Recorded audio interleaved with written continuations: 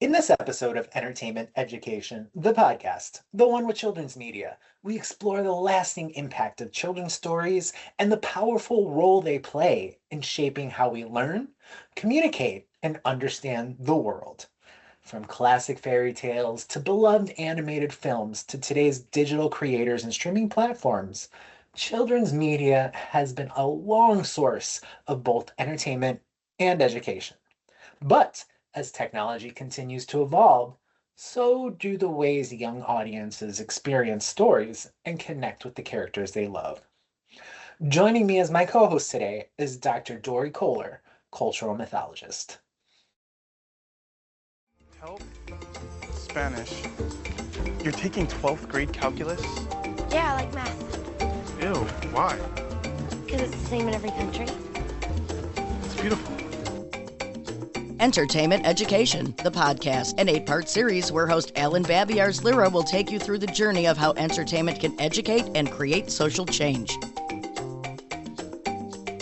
Oh, yes, the past can hurt.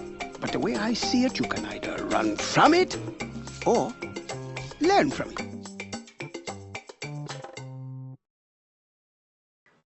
Hello, and welcome back, my friends. I am so excited. I have another friend here. I know I say it every episode, but I really do mean it. I'm so excited that I get to meet and work with and get to know all these incredible scholars over the year. And this episode is no exception to this. Today, on episode 6 of Entertainment Education, the podcast, we are talking about children's media and going from there. And this perfect person was thrown at me, and I'm excited to have her today. Dr. Dori Koehler. Hey, Dori, how are you? Welcome. Hey, I'm doing very well. Thank you so much for the warm welcome. Well, thank you for being here today. I'm excited to have you. Oh my gosh, I just put your book away. It was on my desk, and then I turned around and put it on the shelf. But this was how we got to know each other. For those of you watching in the video, the mouth. Wow, how do you like that? The mouse and the myth. I combined mouse and myth together. So tell me, let's go back, Dori, a little bit. You are a mythologist. You love mythology. You know, that rolls into kind of a little bit of children's lit, a little bit of children's media. How did this passion and love for this area come about? Well, I think that so many of us who love children's media, it came about when we were children, right? I mean, I've been a voracious reader since I was young. I've also been a lover of visual media since I was young. It started with a love of Judy Blume's work when I was a child.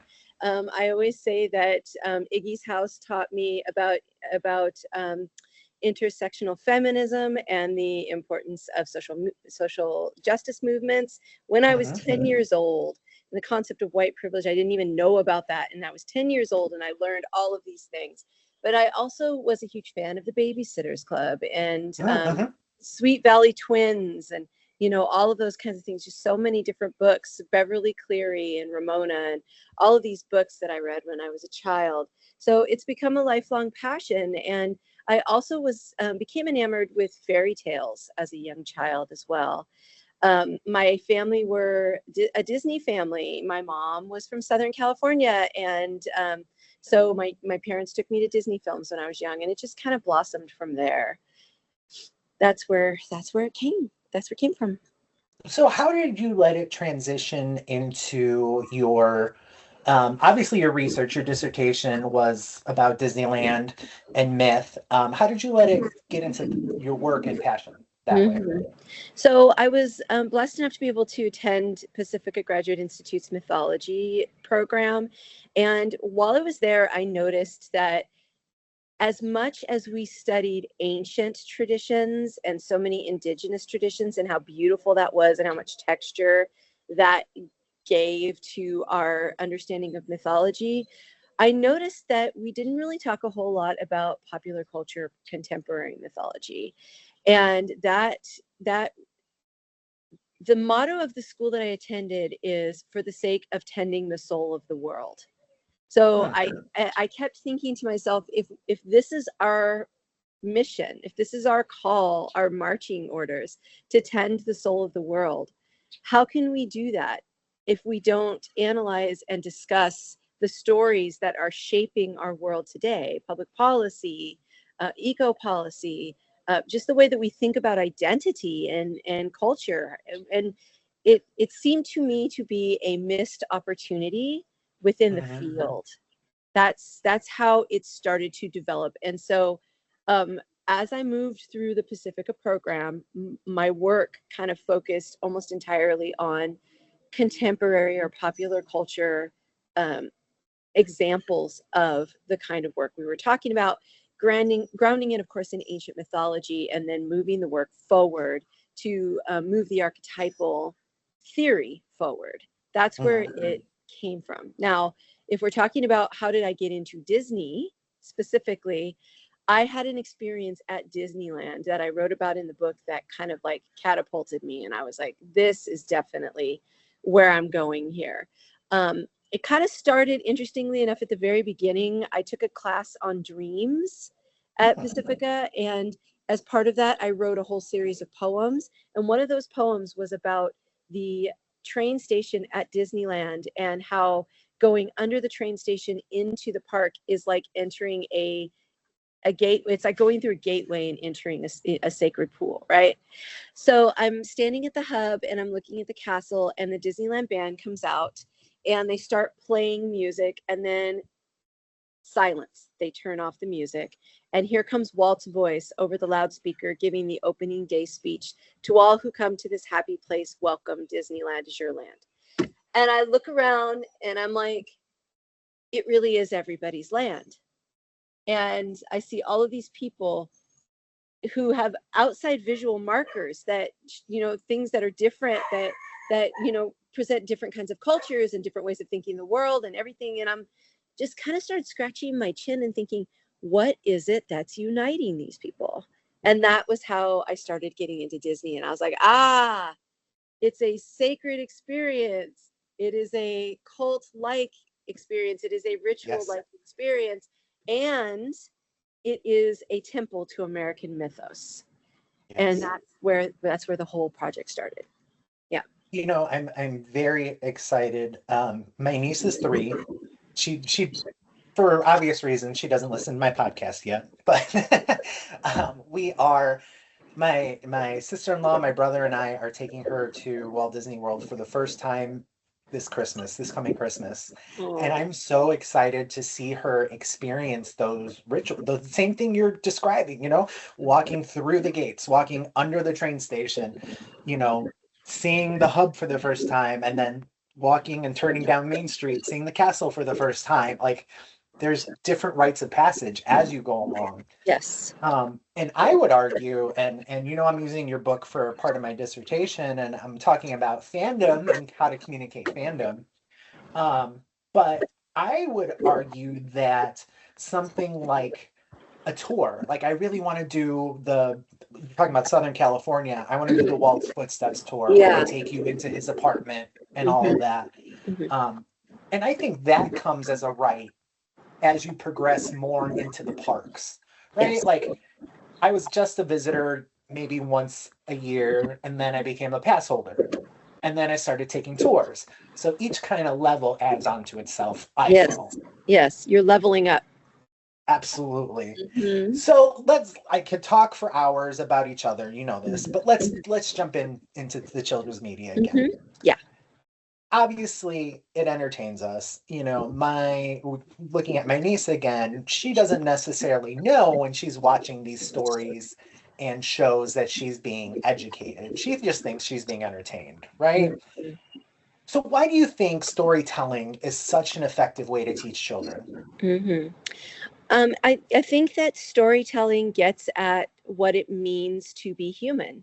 And it's a way that we make sense of the world. It's a way that we develop markers of identity. And it's also a way that we develop empathy. And that's, to me, why I think it is so important for children, specifically children's media. tends to take stories, scary concepts, difficult concepts, and rewrap them in stories that bring in animals, or make things seem less stressful, and yet at the same time the children understand on a deeper level what is being taught to them, because these stories use what Jungians and other analytical psychologists call archetypes, right? Mhm. So Yes.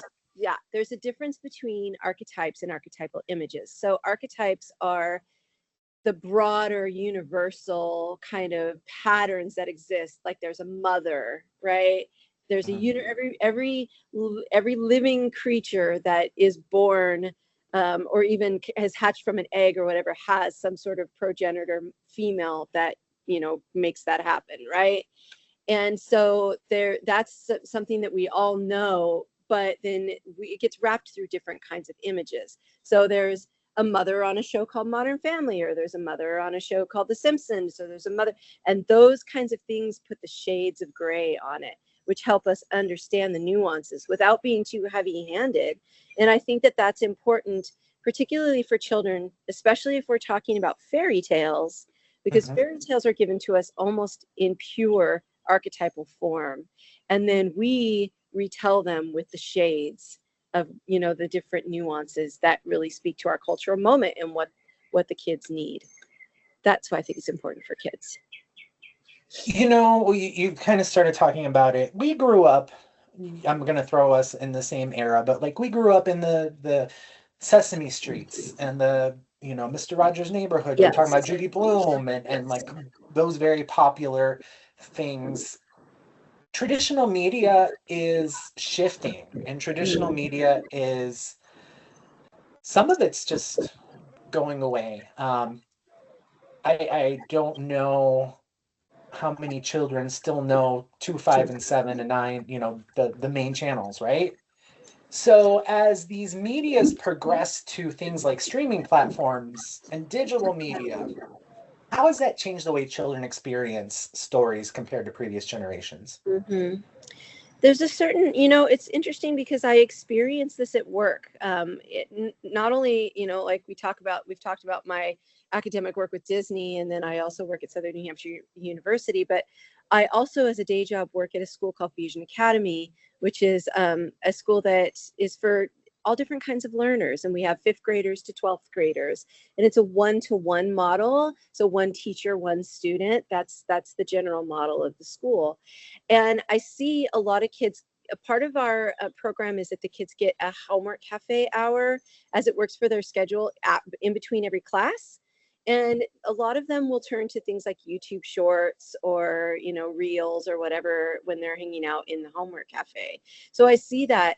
And what I have noticed is that there's something about it that is, I don't want to, I kind of want to use the word alienating, but Mhm. it's not alienating because they're watching it with so many other people. It's almost in a sense dehumanizing. And that's how I see it, a shift happening, is that there's less emphasis on talking about stories or experiencing stories. Like when I was a kid, we would sit in a circle and somebody would read to us, or we go to a library and somebody would read to us. Or even, watching Mr. Rogers, there was like really a sense of his humanity coming through the screen. And I feel like now there's the media that they're getting through streaming platforms and through things like YouTube Shorts. A lot of it is AI or it's animation, and there seems to be just less of a guiding sense of the humanity of the elders that are passing along the information or teaching them, which is kind of ironic because Sesame Street was Muppets, so it was not, Right. but it was also grounded by the Mr. Hoopers and the Marias and all of these people that were there that were humans living with the Muppets. And people to this day still talk about when Mr. Hooper died, right? Yeah, Like, because that was a big thing. yeah, And, he died in real life, so they wanted to address it on the show, and yes, they had the character die. So that was, for many children, their first run-in with death and their first yes, experience with it. Um, I don't think I saw it on the first run. I watched it on a rerun, but I still remember the impact of that episode, right? Mm-hmm. So, what role do you think these creators then of that content, or what responsibilities do they have for producing media for these young children? Mm-hmm.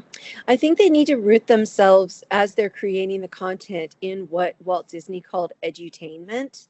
They Mhm. really need to deeply understand that there is a pedagogical impact of what they are creating for these kids.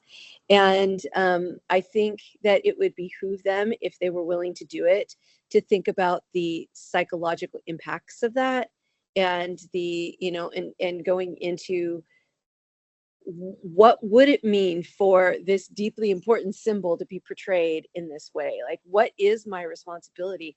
I think they have a responsibility to think more beyond creation of story to social impact of what they're doing. That's what I think. And I don't know, maybe this question, like, can you say a little bit more, like, what do you think about the question, like, what kinds of impacts are you talking about? Are you talking about what is their social responsibility?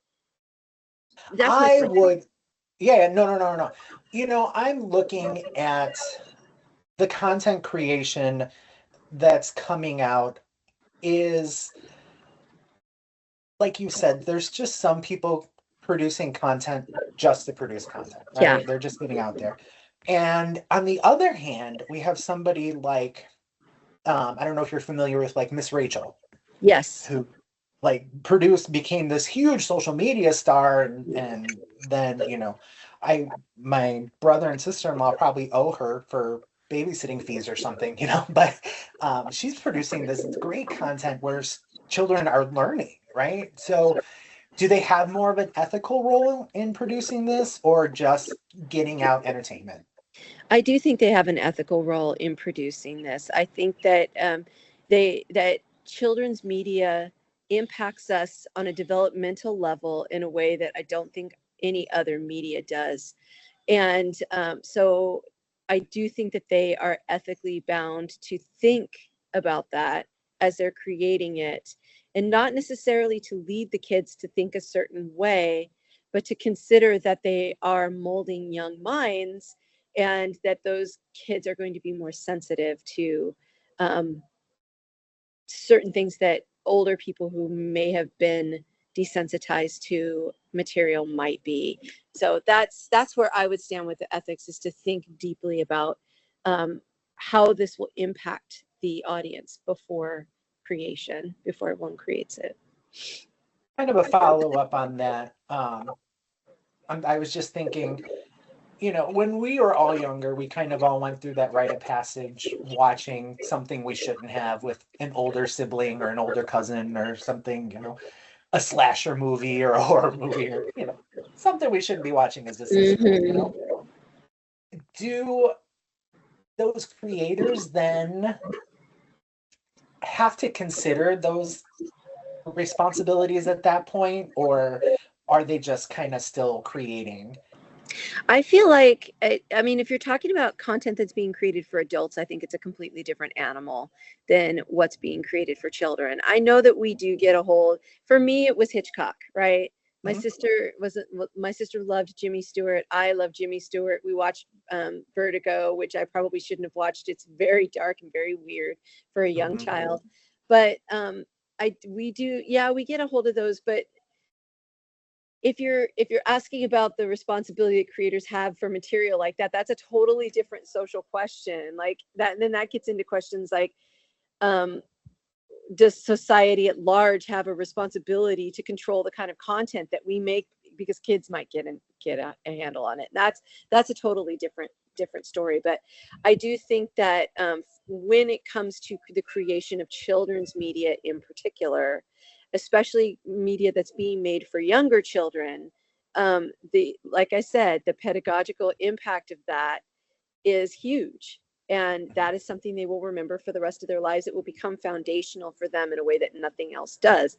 I'm reminded of a quote from the movie You've Got Mail, where Meg Ryan's character says, the books we read as children impact us, like get into our system in a way that nothing that we read anywhere else in our lives ever does.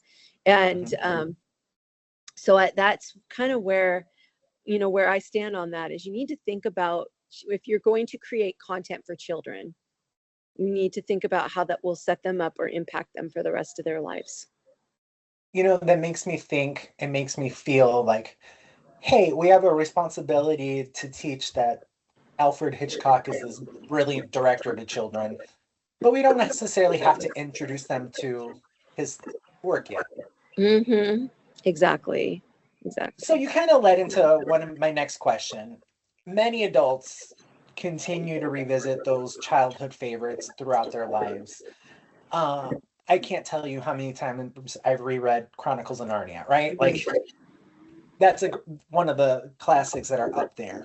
So what role do you think nostalgia plays in keeping these stories relevant across all these generations? Oh, huge. It's a huge driver of what is relevant for us. As a matter of fact, nostalgia is Disney's, like, it is their biggest product. They're just the practice that they used to have before the streaming platforms of releasing movies out of the vault every 7 years. It stoked nostalgia. Nostalgia, to me, the whole concept is so fascinating because it's a Greek term that means quite literally, the pain of home, like pain for home. It means the longing to return to home again, but the pain of knowing that we can't. So there's something about adulthood, the experience of adulthood, that longs for a myth that never was, but we think it was. Right? And so I think that nostalgia does play a huge role, because we are reminded every time we read something of where we were the time we first read it, or what the experience that we had the first time we read it was. Largely my favorite book from childhood is Bunnicula. I love the Bunnicula series. And I can remember being a young child and reading Bunnicula for the first time and just getting this delight over this idea of the fact that the adults had no idea what was going on and the animals were completely clued in on this. And there was I credit that for my interest in literature, because the cat was named after Chesterton, and the family, they were, one of the parents was a professor. And so you get, when I look back at that now, I'm like, I can see how that lit a fire in me in a way that had I not read it, I would not have gotten. So I do think nostalgia plays a huge role in our experience of literature. So true. And like, you were mentioning, it takes you back. It almost transports you to a different place in time, right? There's a comfort, I can tell you, and this is a whole personal thing, but there's a comfort in watching Mary Poppins for me. Yeah. Because my mom and I used to do that on the couch in our home when I was little, right? So if I pop it on Disney Plus today, am I getting the same experience? McLuhan would tell us no. Obviously, it's a different medium, it's a different message, but the nostalgia is bringing that back for me, right? Exactly. Yeah. So we're talking about how these entertaining narratives and storylines can educate. How can we make this creation and items feel less educational and more entertaining, but still educate the audience, right? So I'm thinking, I don't know if you remember, I'm going back, I'm dating myself. There used to be a movie inside Epcot that featured Lion King characters that talked about recycling. Oh. And they taught the audience, you would go in, watch I think it was like a 5-10 minute movie, and Timon and Pumbaa talked all about recycling and why it's important for the animal world, right? Mm-hmm. As you're going in and watching those movies, it didn't feel like you were learning, but you were, right? So how can influencers and creators make children's media without making it feel like a classroom lesson? Mm-hmm. I think it's just focusing on, in the background, you focus on the themes, but when you're creating it to play, right? you're making the thing as play. That's what's important.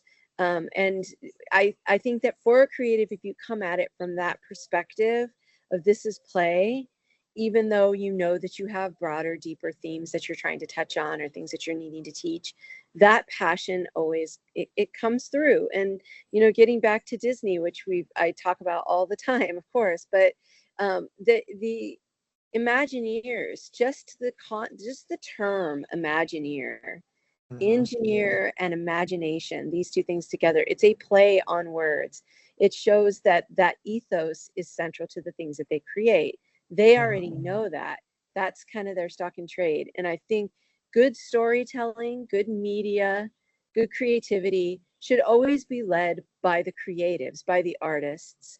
And, you know, when the creatives are leading the way, if what their desire is to make media for kids, they are naturally in a playful space. They're in a playing sandbox. And so if they're leading with that, then it makes it feel much less like a classroom lesson. That's my immediate answer. Yeah. Absolutely. I would 1,000% agree with that. So I'm going to give you a virtual crystal ball, and I'm going to let you look into the future. Now, 2026, we're really going through some big, we'll say technological changes, right? We're learning how to live with AI, interactive media, new emergent technologies. So how do you think children's storytelling will evolve in the future? Mm-hmm. I think it's going to continue to evolve in the sense of, it's just the right way to put this. I'm thinking about like physical interaction. You know, I think that the more that we can put people in the story, the more we're going to continue to see immersion into the story, whether that means interaction with AI. You tell a part of the story, I tell a part of the story, the infinite story goes on. It's the play between the viewer and the consumer. I think that's where we're going to see it heading, as we continue to story tell more in the digital world, to do more digital storytelling. We're going to need to find ways to get the body involved. So I think more adaptive technologies, technologies that we can attach to the hands, or virtual reality, and like entering immersively into the space where the body can move and interact with the story is probably immediately where we're going to see things going. And then who knows where it'll take off from there. You know, and I'm guilty of just, doom scrolling on my phone for hours, just like everybody else. And that makes me think what you're saying is we're going to have to capture the audience quicker. Because thinking of just myself, and I know other people watch it differently, if I'm not interested in the reel in the first like 5 seconds, I'll skip to the next one, right? So if we're telling these stories differently to try to get people involved, we're going to have to catch their attention right away. Mm-hmm. And that's why TikTok was so powerful. That was one of the really powerful things about their algorithm, was that they would capture people right away. They would, in the very beginning, they made these short videos and it would capture people, and then the algorithm would just blow it up. And that's why people could build followings so quickly and build communities so quickly, was because the people who created that app really understood the power of that short soundbite. Yeah.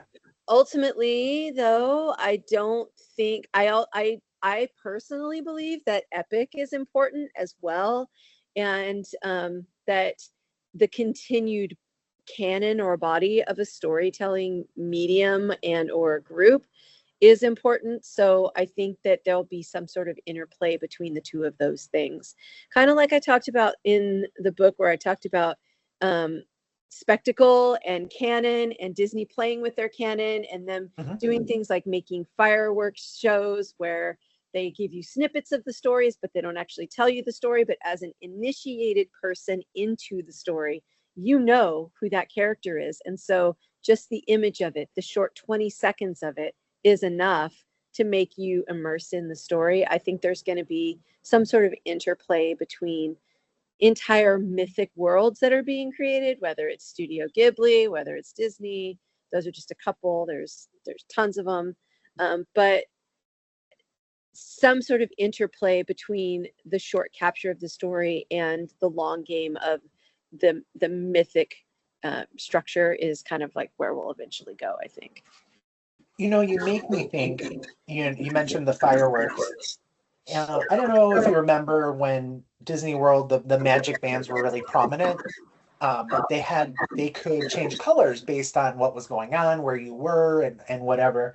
I could see something like that playing into, in those haptics, playing into a storytelling event like fireworks, or a special Halloween event or a Christmas event, or some kind of themed holiday event. Sorry, go ahead. No, go ahead. I was just going to say another reason I brought up fireworks is because in answer to this question, I'm thinking about Wondrous Journeys at Disneyland that they created specifically for the 100th anniversary of the company. So it's like, if you're thinking about what is going to be forward thinking for Disney, what better piece of media than their 100th anniversary fireworks show, in which they created entirely new songs that were pastiches of pieces of music or lines of characters from an entire 100 years worth of films. And that's a perfect example of that. Absolutely. So I want to talk about you again for a few more minutes. I know you've got your website and your book. Tell us, where can the listeners find you on your website? You have any projects you're coming out? You have a really cool, I just know because I've used it last week, a really good Disney bounding article. So tell us what you're up to. Yeah, so last summer I was lucky enough to be part of a project that explored the experience of the tourist as actor. And for that project, it was the second edition of a book called I know what you're talking about, and I want to buy that book really badly. Performance in the Disney theme park, the tourist as actor. Yes. Yeah. But it's very expensive. It is expensive, yes. And I got to provide an article for that book. I wrote a chapter for it on TikTok and live stream. Yeah, and the construction of community. And so I was talking about live streamers, how they're developing community, what it means for people to develop sacred communities based on shared values and all of that, and how like all of these different live streaming groups are coming to life in front of us. So that was the most recent project I worked on, and that was published last July. That is a wonderful book. If you can get your hands on it, I highly recommend it. This last year, I contributed to a roundtable at the DisNet conference on Disney Foxes and with Antares. Yes, yeah, and that article is going to make its way into a book as well on Disney animals. That's going to be published by Bloomsbury this summer. So those are the projects that I'm working on now.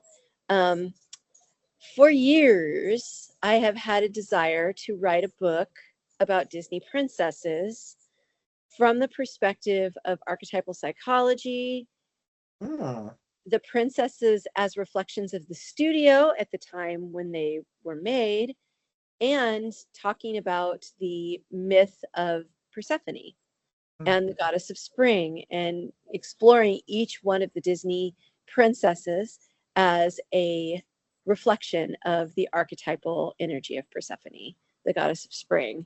So that's a project that I'm working on, but that's still like on the back burner because I've been doing a master's in fine arts for a while, and I'm just finishing up a novel right now. So that's where I am. Wow, you are no rest for the wicked, I'll say that, it sounds like. But that princess book, I'm excited to see what comes out of that and when you're done with that, because you think Sleeping Beauty Aurora was what, 59, 61, around there, and it was before Walt died, obviously. It's beautiful. They spent all that money on the background, and then a new princess, or sorry, newer like Ariel that was in the Renaissance. They're completely different archetypes there then. So I'm excited to see looking at the generations and things in there.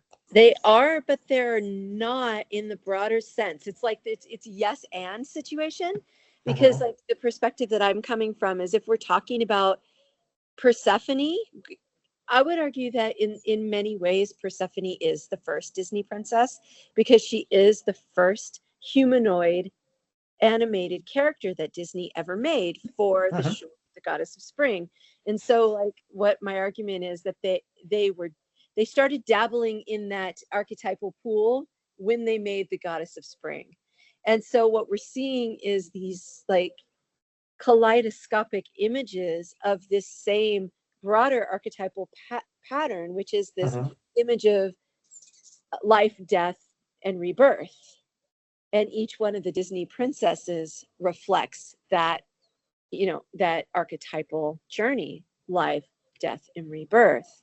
So, but you're totally right. Like the things that the characters, the princesses that come out of the Disney Renaissance have a completely different energy than the ones that come from Walt Disney's life, or the ones that we're having now, like Moana and Raya, and the characters from Frozen. So Yeah. yeah, You look at the 100th anniversary film itself, Wish, yes, and and you can just start exploring from there, right? right, totally, yeah.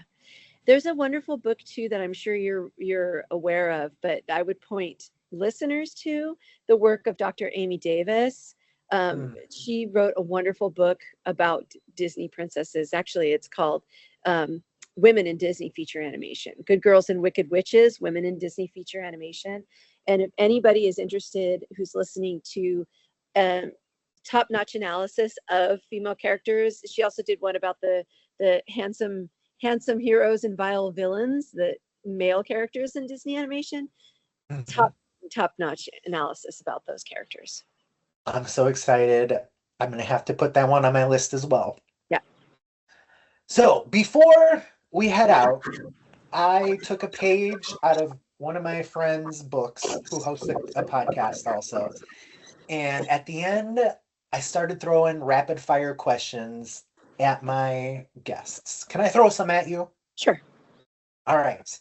I promise these are not difficult. I'm not going to ask you how to cure cancer or anything like that. I promise. All right. Ready? Yeah. Favorite childhood game? Video game or in Any person? kind. Game of life. Ooh, good one. Spin the thing and yeah. Favorite children's book series? Bunnicula. Ooh, this is a good one. Bedtime stories or Saturday morning cartoons? Bedtime stories. Which children's movie still makes you emotional? I'm going to give you two. The first one is The Rescuers, 1977. The Such song a good one.